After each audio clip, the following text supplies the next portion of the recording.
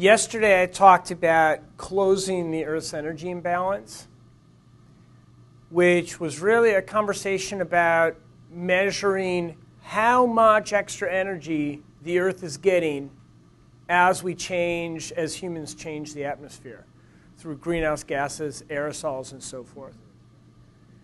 And there are a number of ways of measuring that imbalance. You can use satellites at the top of the atmosphere to measure incoming and outgoing radiation.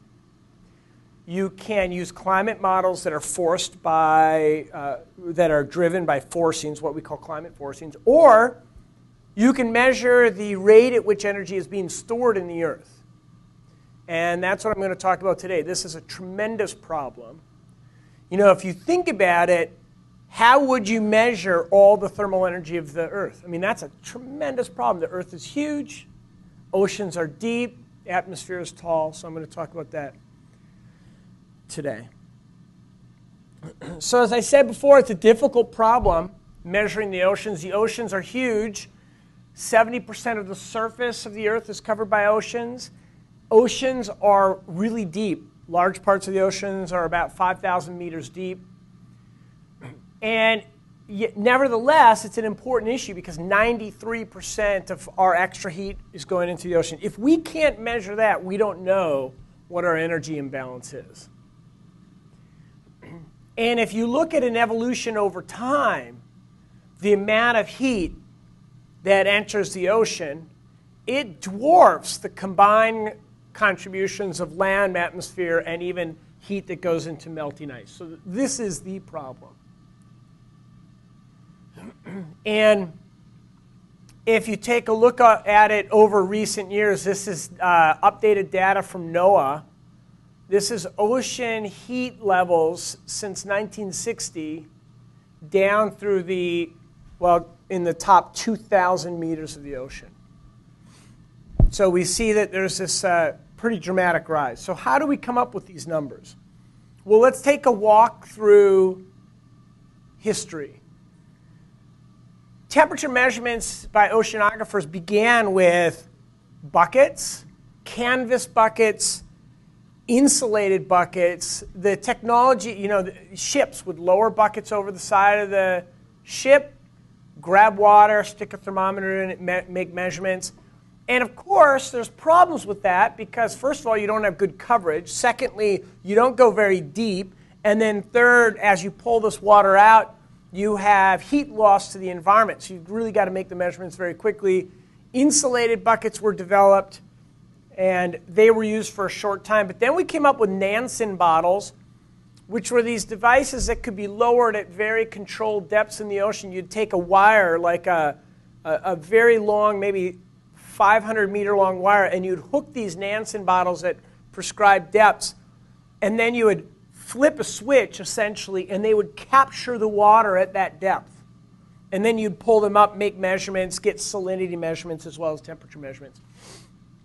After that, we went to the mechanical Bathythermograph, which is a device that was dropped. It's like a little torpedo dropped in the water. As it went down, it mechanically recorded temperature. Then perhaps the most important measurement tool, and I've got the dates here so you can sort of see when these were primary measuring devices. The expendable Bathythermographs, it again was like a little torpedo thrown overboard, and it had a long copper wire that would spool as it went down.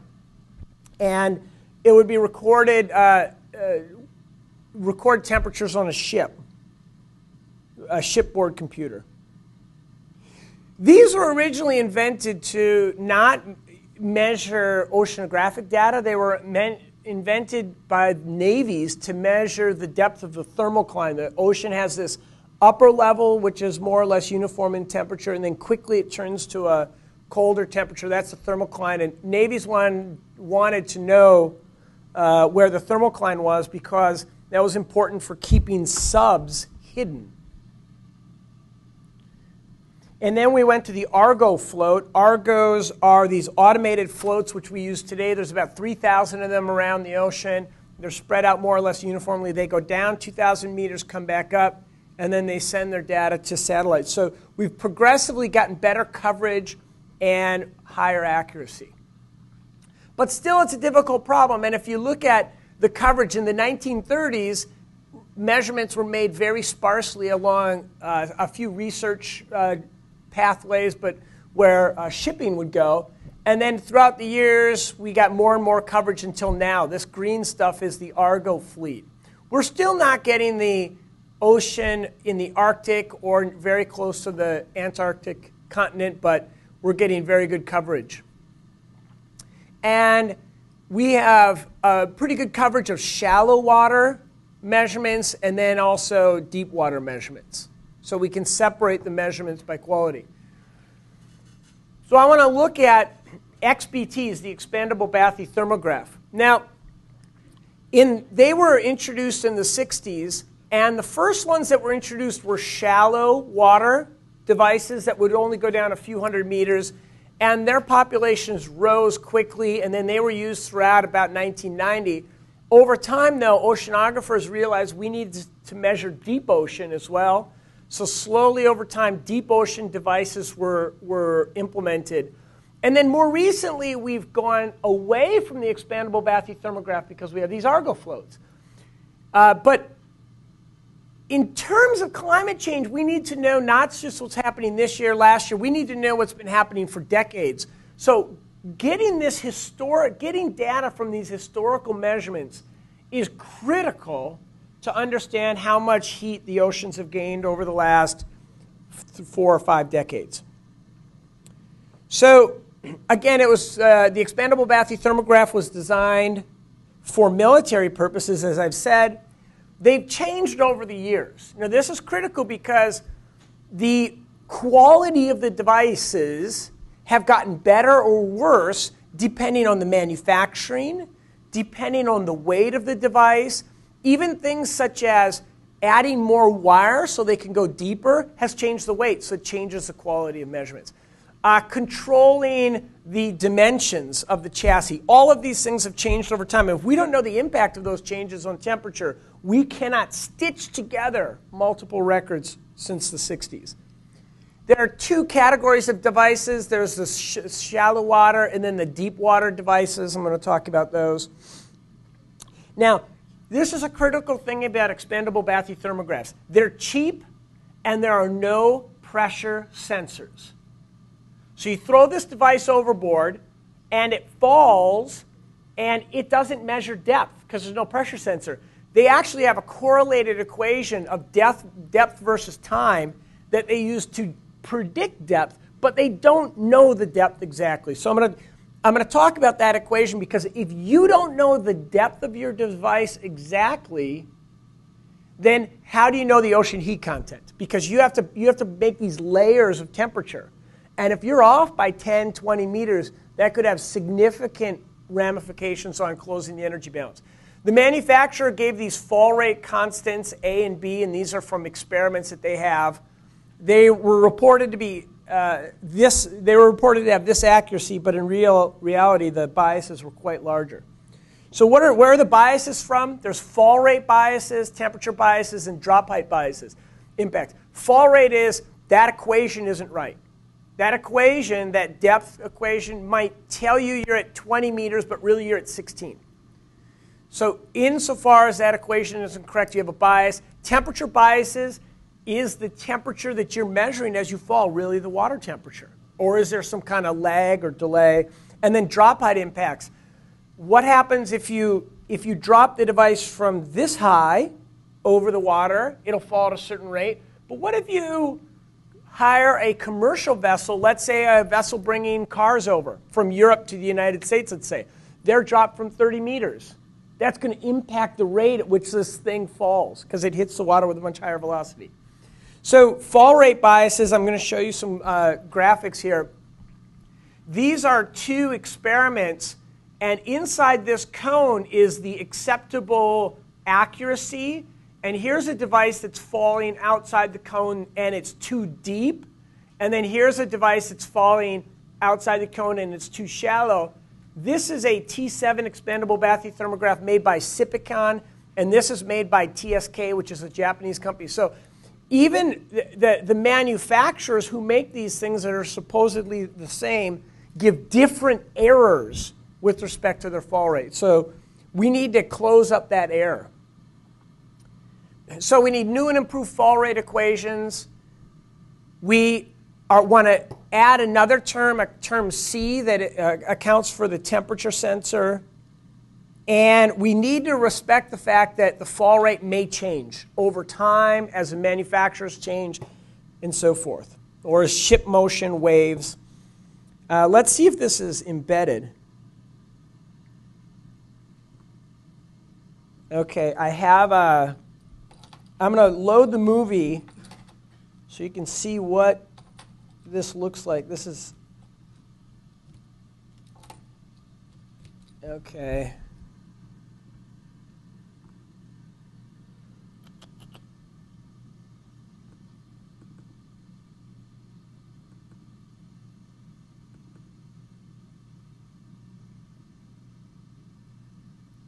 All right.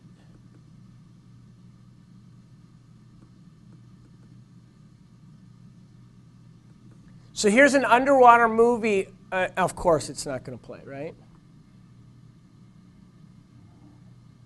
Okay, did you see that? That's a device falling through the water. This is a scuba diver with a camera, and there's your device. It falls at about 7 meters a second, and we need to know exactly how fast it's falling if we're going to have any confidence in our results. And then, as I mentioned, there are some other biases. There are temperature biases, where your temperature results may be too cold or too hot from the actual value. I'm not going to talk about those in too much detail. And then drop height effects. What happens when you drop a device from great height? It hits the water. There's an impact force, and that can change the speed of your device. This is a high-speed video, high-speed image, high-speed camera image of a device impacting the water. And when a device impacts the water, what it does, you get a high impact force. That's because it's accelerating the water right near the device. And there's a transfer of momentum. So I'm going to talk about how we correct, methods to correct that first bias, that's the depth bias. And studies, we did a paper last year where we went back in time to the 70s and we looked at the different types of expendable bathythermographs and charted their depth biases over time. So for some decades, the devices were falling with a positive depth bias, but then that depth bias shrunk and then increased again. So what we have to do is we have to actually correct all the historical archive data with these depth bias corrections. And similarly, we found errors in the thermistor measurements that changed over time, so we had to make those corrections. And the way we come up with these corrections is you take a known device, a conductivity temperature depth measurement, and you drop alongside your device. So you take a standard and then your device, and you drop them, and wherever they differ, that's a bias right there. You see the blue line and the red line differ, blue and red differ, and that's how you detect your biases. It's a collocated drop. So the biases go back for all depths, for a variety of depths, a variety of years, and we can make these corrections to the historical archive data. I'm going to skip ahead here. But the best way to move forward would be to have a fully integrated numerical model. What do I mean by that? Basically a drag model. It's Newton's momentum energy balance on these devices. And if I knew the drag coefficient, I could calculate the forces and then therefore the acceleration and the velocity. So I'm going to talk about that measurement, how we actually came up with this drag coefficient, and I'm going to skip some of the mathematics. We did a computational numeric simulation called finite element method, and you subdivide the water into a bunch of elements, as we show here, and then you simulate the water flow. And this is an example of the results. This is shear stress on the probe. So we can get the shear stress as it's falling through the water, and we can get the velocity in the water near the probe. So the water is going right to left as the device falls left to right, and you can get the high pressure region in the front, high shear on the sides, low shear in the back, and so forth. And what happens when we put that result into our fall rate? This is what happens. Sipicon is the manufacturer. Their results are a black line. A separate experimenter did this problem in 1993, and the dashed is our results. No experiments here. This is all numeric. These are depths versus time down to 2,200 meters. You can't tell the difference. This is an image of depth versus temperature. So here, the surface is up here. Temperatures decrease as you go down into the ocean. This is an overlay of two sets of results, ours and the manufacturer's data. Again, you cannot tell the difference here. And then here's another graph showing our data on top of the manufacturer. Why are numerical models so important? Because we can do what-if scenarios. With our numerical model, we could ask the question, what if we change the drop from 2 meters to 3 meters high? What's the impact? Well, here's the answer. If you change your drop height, you get a difference in depth of your device that's about 0.1 meters. We can also look at the impact of mass. What if the manufacturers change the mass? How would that influence the fall rate? We can do that sensitivity study. Remember, these are all numeric. We've proven our numeric model works. Now we're playing these what-if scenarios. And then finally, what about temperature? If you drop the device in warm water, water's less viscous, it should fall faster. If you drop the device in cold water, it should fall slower. So here we look at the impact of water temperature on the fall rate. What we found was that the biases get higher in the northern and southern latitudes where the oceans were warm. And sure enough, a paper was just published this year, a couple weeks ago, that showed fall rates. This is latitude, so this is near the South Pole, near the North Pole, and the fall rates go down as you move toward the pole. So this is experimental confirmation of our results. And you can get great pictures, like this is wall shear on a device. The device rotates as it falls down. You can see the shear impact and streamlines. So again, this is a totally numeric model which was verified with experiments. And when you put all this together, what do you get? You get ocean heating that by our computational models is going up. By experiments, the ocean heating is going up. And then experiments that use different statistics, ocean heating is going up. And you can even look at the rate of energy gain on the planet by specific years. So this would be 1970 to 2012. Here's 1993 to 2008. So now as we go back and correct the historical record, we can make these curves better. So here's ocean heat content going up. This is NOAA, and I know I'm almost done here. The red line is how much heat is in the upper 700 meters. The black line is how much heat is being gained in the upper 2,000 meters. And again, you go back to the historical record, back to the 60s. You correct all of your archived experiments to make this curve better. And those are the papers that we've got. So I'll be happy to take any questions that people may have. Any questions? We have enough time for at least one. You are measuring the depth of the ocean, is it?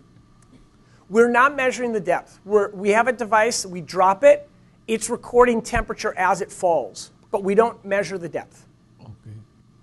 So then you are saying that the weight influences, your weight will influence the velocity with which it is falling. Yes. So that is taken into account in your model while measuring the temperature? Say that last part again. The weight of your device yes. which is falling. Yes. You know, the speed will be different, the acceleration will be different because yes. of it. So does it influence your temperature measurement in any way? No, but what it does is it influences the temperature measurement indirectly because as you go down, the temperature changes. So if, let's say I've got my idealized device here and my real device. And let's say I think this is where I'm at, and I fall that far. But really, I'm this far. Remember, I think I'm here, but really I'm here. I am recording temperatures that are colder, and then I'm applying them to a shallower location. So if your idealized device and real device don't match, you're getting your heat content measurements wrong. And the reason why it matters is 93% of the heat's going in the ocean. The biggest uncertainty we have about climate change is this problem, accurately measuring the energy going into the ocean. That's our biggest uncertainty. Okay, I have another question. Yeah. You have done some numerical modeling. So what type of elements have you used for modeling? When you say what type, do you mean what shapes and so forth? No, not shapes. The element type.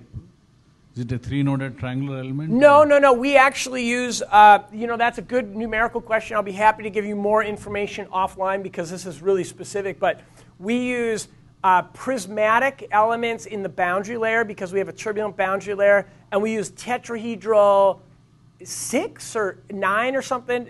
It's a tet with side nodes. So it's a contact problem. Well, Okay. we actually simulated, we simulated the device hitting the water first, and then as it falls through the water fully submerged. So we did both parts of it. All right, we're going to interrupt this and take questions later. Sure. If that's okay, John. We have two other